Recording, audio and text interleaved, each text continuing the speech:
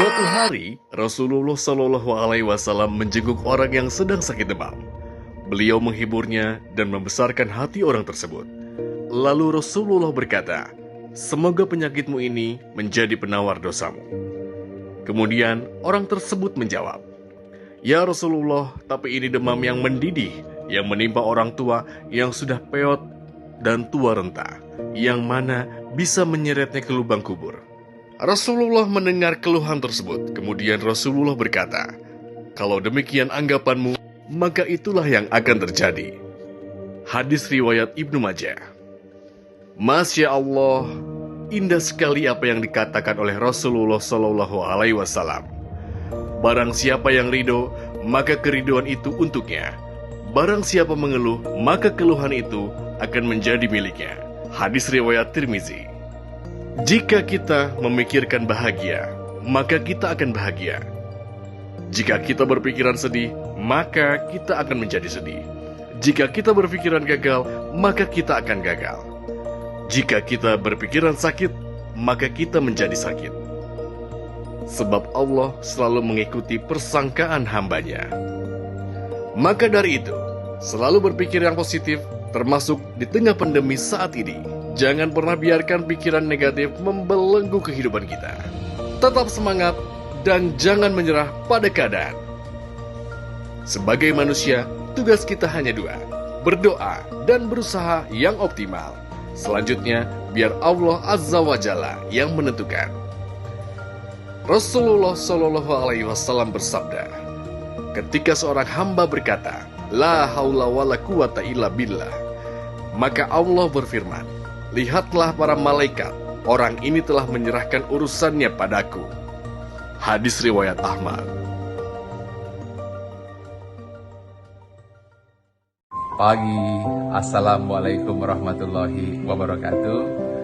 Alhamdulillah, hari ini adalah isoman atau isolasi mandiri Umi Linda hari ke-17. Hari ini sudah mulai bisa bernafas tanpa oksigen, meskipun sempat saturasi oksigennya 75. Anda bisa bayangkan, 94 saja harus ke UGD, di bawah 90 harus ICU, di bawah 80 sudah blackout. Tetapi Umi Linda sampai 75, dan hari ini sudah mulai nafas normal kembali. Ilmunya seperti yang saya ajarkan adalah PMP. P adalah pikiran selalu positif, fokus kebaikan. M adalah makanan harus dipaksakan, dan P adalah pernapasan, lakukan PRON. Dengan cara seperti itu, insya Allah kita bisa keluar dari krisis ini.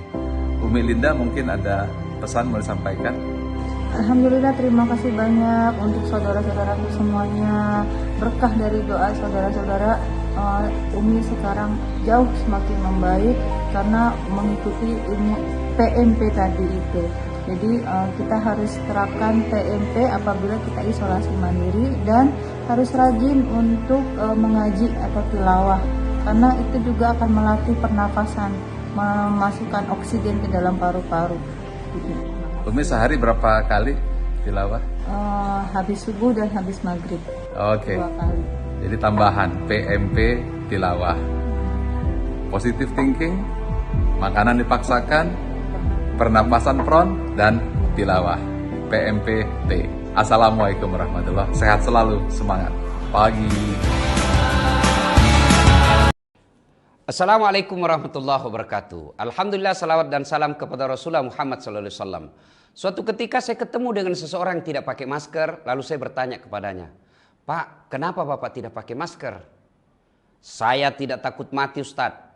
Saya tidak percaya corona." Tentu sering mendengar kalimat ini. Anda boleh tidak percaya corona. Anda boleh mati sekalipun. Tapi di rumah saja, tidak boleh Anda keluar. Begitu Anda keluar rumah, bersentuhan dengan muamalah, bersentuhan dengan ruang-ruang publik, maka Anda wajib memegang hadis Nabi, la daror wala diror. Tidak boleh mencelakakan diri dan tidak boleh mencelakakan orang lain. Seiring dengan ini, Rasulullah SAW bersabda, tidak beriman seseorang kecuali mengharapkan kebaikan kepada orang lain sebagaimana dia mengharapkan kebaikan pada dirinya sendiri. Anda mau sehat, tentu Anda juga wajib menjaga kesehatan orang lain. Anda tidak mau sakit, maka Anda wajib untuk memelihara kesehatan orang lain.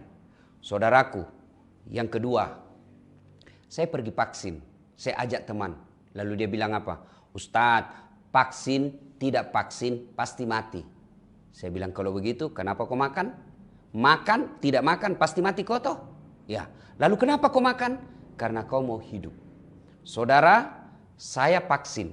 Bukan sekedar saya ikhtiar terhindar dari corona, tapi bagian kewajiban untuk memelihara dan melindungi orang lain.